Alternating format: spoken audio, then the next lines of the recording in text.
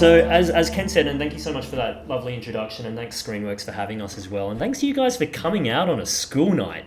It's very dedicated of you. To explain the book that I wrote and to explain the TV show that it's become, I probably need to explain the story of it. So I'm just going to give you a bit of background.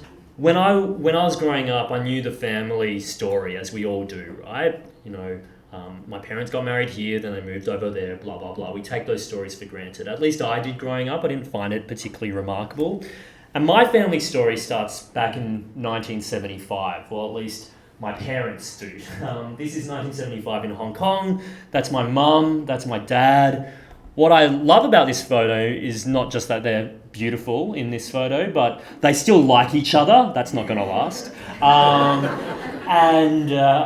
And the other thing that really impresses me about this photo is that they're much younger than I am now. They're in their early to mid-20s in this photo.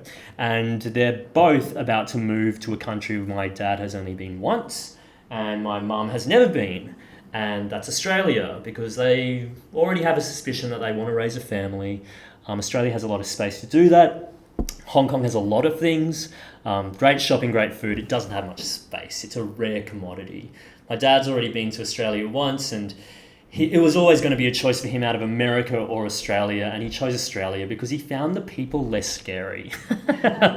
So this is the story that I grew up with, and I never thought that it was that amazing in a sense, like my parents, they got married in Hong Kong, they moved over to Australia. It wasn't particularly dramatic, but when I think about what someone must brace themselves for about leaving behind behind everything they know, behind everyone they know, their food, their culture, especially in the case of my mum, I think that takes guts. I've travelled a lot, but to leave everything behind is a really huge deal. And so, later as an adult, I started appreciating those stories a bit more.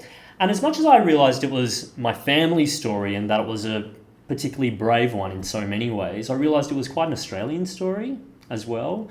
Because, for instance, put up your hand if you were born in a country that wasn't Australia.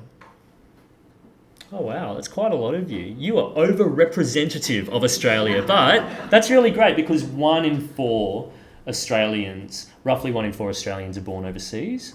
And, keep your hand up if at least one of your parents was born overseas. Yeah, that flies with statistics. Almost half of all Australians have at least one parent born overseas. I guess the point of that is we're a pretty diverse bunch of people. And those of you who didn't put up your hand, don't worry, you're also special. You wouldn't have to go far back into your family tree to see where it departed from Australia altogether, because we're a pretty young country as well. So that was also something that I had in my mind the older that I got, that even though my parents' story was theirs and theirs alone, it was very, very sort of typical of Australian families to have that sort of migrant background. Soon after they married, they moved to Australia, of course, and they did what migrants do best, which is breed a lot. They had 5 children. Obviously, this was taken very shortly after the last photo. That's my brother Andrew, my sister Tammy, my sister Candy, me in that awesome visor that I still bring out on special occasions. And if any of you remember the cartoon version of Teenage Mutant Ninja Turtles, I reckon my sister Michelle in the pram sort of looks like Krang, that sentient brain. Anyway, so this is us in the 1990s. You might be able to tell by the fashion. And I still am baffled by why my parents, of all places in Australia, moved to the Sunshine Coast in Queensland. Because one, the Sunshine Coast was, and still is, pretty white. So they stuck out. We definitely stuck out. And the other thing is, both of my parents hate the beach. My mum hates sand, and I write about this in the book, but my mum hates sand. She just hates how it gets in the house. My dad hates that you have to wear thongs on the beach because he says that it unnaturally splits the toes. Neither of them can swim. I have no idea why we moved here. But move there they did. And the funny thing about, raising children up in a very different environment to the one that you grew up with is that they, every generation, there's a distance between parents and children. But I think if your parents are migrants, that sort of distance is amplified. And so we grew up understanding Cantonese, but we didn't speak it. And in fact, my spoken Cantonese, even though I understand most of it, my spoken Cantonese is still really, really bad. So the saying often, like, how many of you have heard from your parents, I literally do not understand what you're talking about right now? Or how many of you have actually said that to your children, like, I don't understand what you're talking about? In our family, sometimes that actually happened. We just literally didn't understand what the other was saying.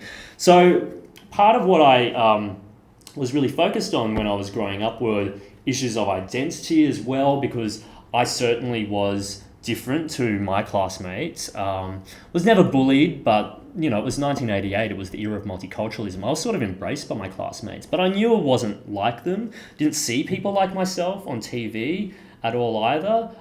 It's still a rarity in Australian TV to see people like myself. And so that was us. So one, language issues, cultural issues. And I guess the other thing that was going on in the back of my mind growing up was something that you might be able to tell from this photo, but I was starting to suspect that maybe I was gay.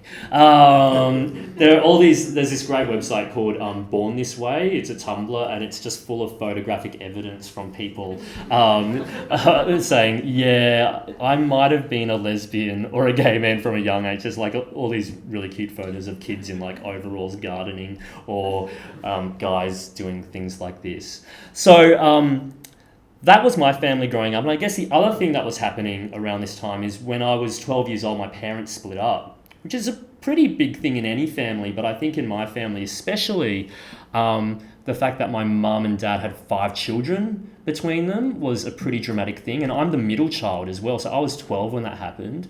My sister Candy, she was late teens by then. But then my younger sister is 8 years younger than me as well. So she was 4 years old at the time. So it was pretty dramatic. So what you've got is a story about a guy growing up gay and Asian in regional Queensland in the 90s as his parents' marriage falls apart around him. So it's a classic Australian story. And so later in life, I guess the saying with a lot of... Well, there are 2 sayings in humour writing that I really like.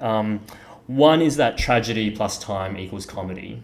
I mean, that's probably a saying for life, really, right? That a lot of the stuff that we've endured, sometimes we look back and there are moments of dark humour in it.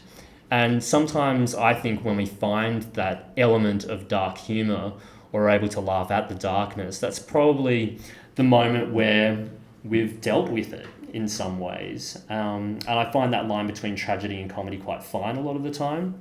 And the other great saying about humour writing is that tragedy is when I cut my finger. Comedy is when you fall into an open sewer and die. So it's all about perspective, really. So I've always sort of played with the line between tragedy and comedy in my work.